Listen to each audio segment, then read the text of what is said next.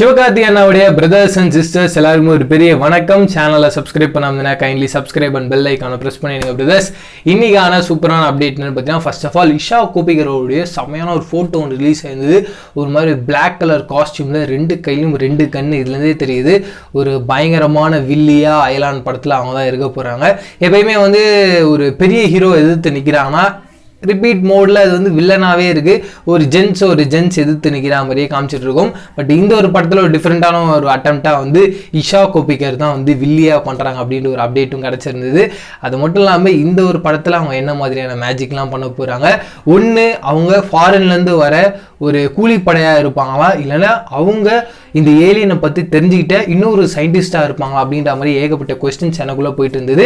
உங்களோட கெஸ் என்ன அப்படின்றத கீழே இருக்க காமெண்ட் பாக்ஸ் ஷேர் பண்ணிக்கோங்க. இது மட்டும் இல்லாமல் அயலான் படத்தோடைய ஷூட்டிங் அடுத்த வாரம் நிறுத்தி வைக்க போகிறாங்க. அதுக்கு என்ன ரீசன் பார்த்தீங்கன்னா, இந்த படத்தோடைய சினிமோட்டோகிராஃபர் யார், நீரோஷா, அவர் தான் வலிமை படத்தோடைய சினிமோட்டோகிராஃபரும் கூட.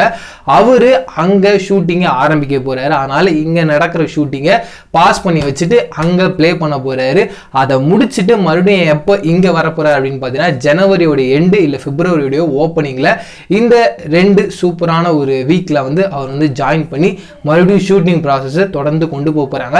பட் அந்த ஒரு ஷூட்டிங் ப்ராசஸில் என்ன மாதிரியான விஷயங்கள்லாம் பண்ண போகிறாங்க, மறுபடியும் ஒரு சூப்பரான சாங் சீக்வன்ஸை எடுக்க போகிறாங்க அப்படின்ற ஒரு அப்டேட்டை கேள்விப்பட்டேன்.